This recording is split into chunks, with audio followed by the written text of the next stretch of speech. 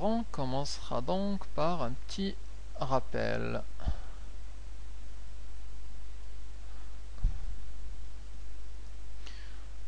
Et je devrais mettre ça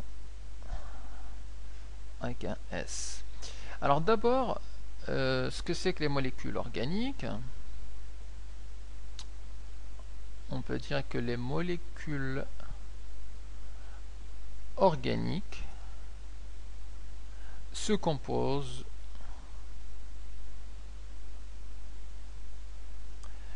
essentiellement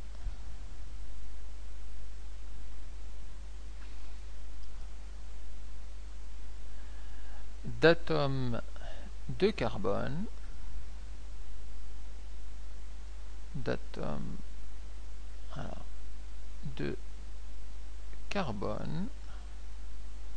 et d'hydrogène.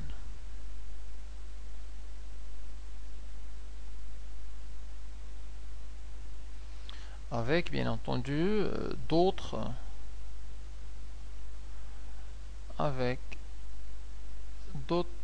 atomes de moindre importance,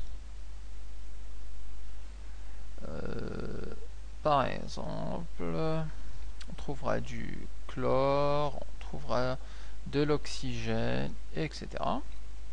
Et c'est en fait ces derniers atomes qui vont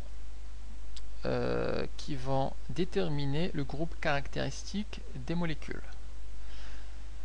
Donc avec d'autres atomes qui déterminent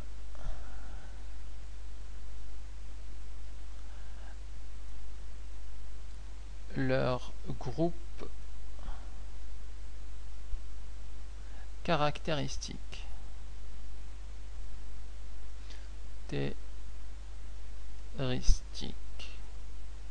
On parle de groupe caractéristique ou on parle de groupe fonctionnel, c'est la même chose.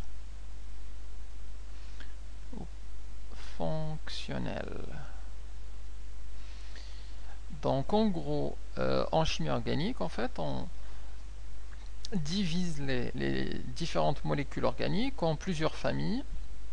Donc chacun a des particularités différentes et on appelle ça les groupes caractéristiques ou les groupes fonctionnels. Alors quelques exemples pour fixer les idées.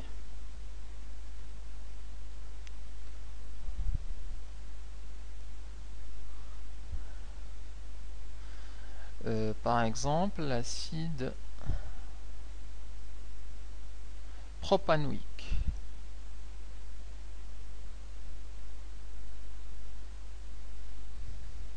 Donc c'est un acide qui a pour formule semi-développée le CH3, CH2C, ensuite un oxygène et là le OH.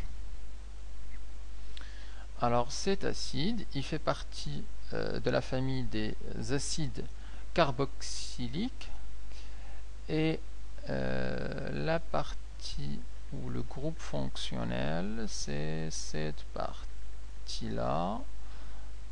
On parle de groupe des acides carboxyliques.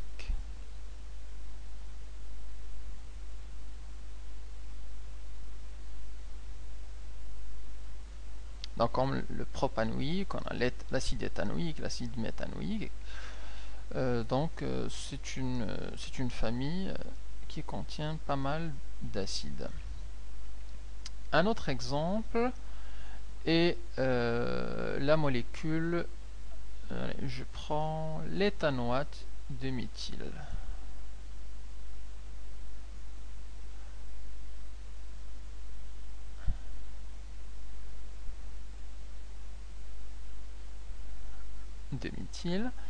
Alors c'est une molécule qui a pour formule semi-développée CH3 C, donc ici l'oxygène, ici là le CH3. Et c'est un ester. Alors, et son groupe fonctionnel, c'est celui-là, c'est le COO, qui correspond donc au groupe des esters.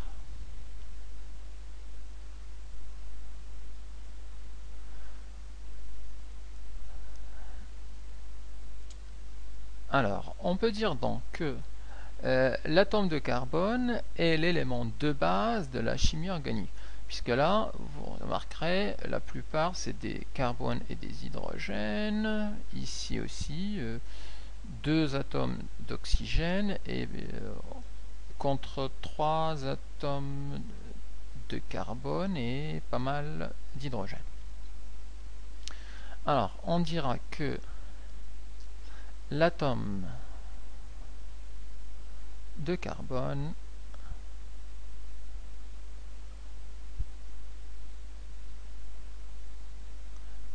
est l'élément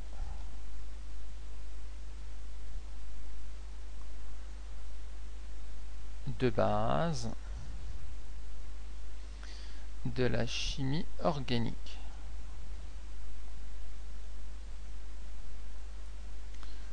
Donc il faut le comprendre d'abord, comprendre combien il peut faire de liaisons, puisqu'on va l'utiliser souvent. Alors, cet atome peut former 4 liaisons covalentes. Il peut former 4 liaisons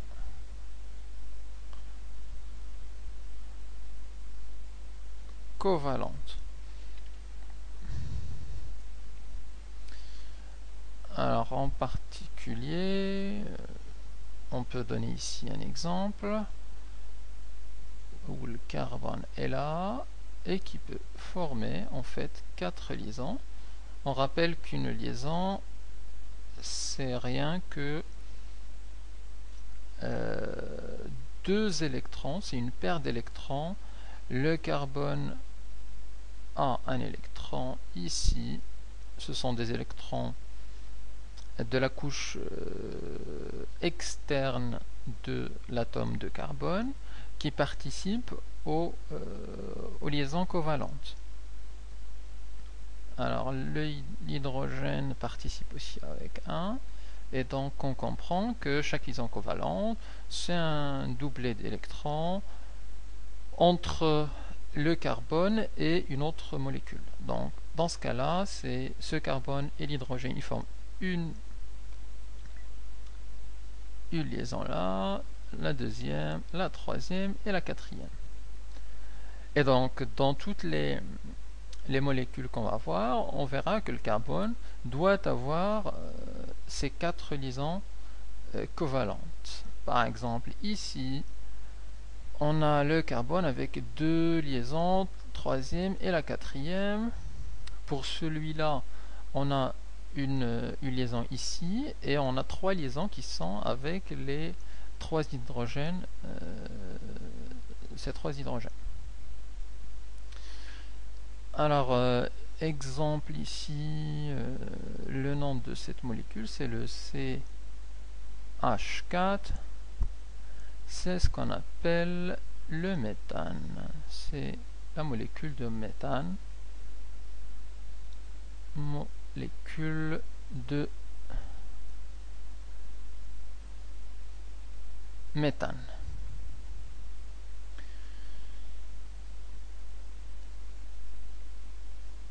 Donc ce qu'il faut garder en mémoire, c'est que il lui faut à chaque fois 4 liaisons covalentes. Alors regardons maintenant pour l'hydrogène, qui est la deuxième plus importante pierre ou composant de la chimie organique. Alors on peut dire que l'atome d'hydrogène atome d'hydrogène peut former, lui, il ne peut former qu'une seule liaison covalente.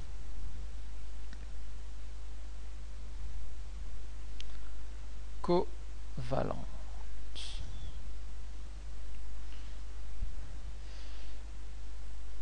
Donc on l'a vu par exemple ici, chaque atome d'hydrogène forme une seule liaison. Ou alors je peux donner un autre exemple avec une autre molécule.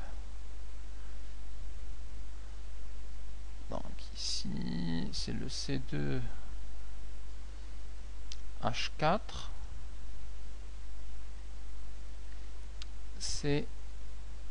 On parle de l'éthène.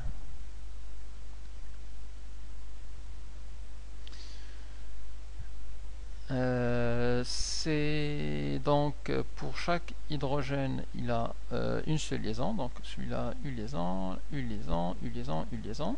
Le carbone il en a toujours 4, 1, 2, 3, 4. Pour celui-là 1, 2, 3, 4.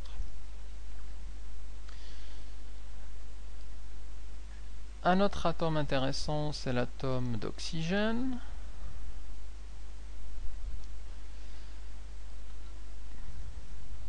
Alors c'est l'atome d'oxygène qui peut former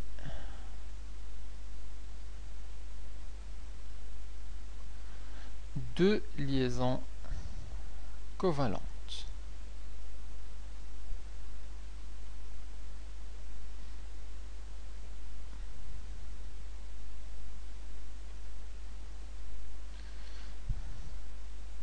Un exemple, c'est pour un alcool par exemple, je peux donner la molécule CH3, CH2, l'oxygène et ici OH. Et on voit bien que l'oxygène il a deux liaisons, la première et la seconde. Et là on parle d'un alcool, c'est le groupe, on a ici le groupe OH qui est un groupe fonctionnel important en chimie organique, c'est le groupe des alcools. Et cette molécule c'est la molécule d'éthanol puisqu'il y a deux carbone. C'est l'éthanol. Alors, avant de continuer, je veux rappeler aussi comment on nomme, comment on sait que c'est un méthanol, éthanol, propanol, etc. Donc, rappelez les noms en fonction du nombre de carbone dans le squelette principal. Alors, en fonction du nombre de carbone dans le squelette principal,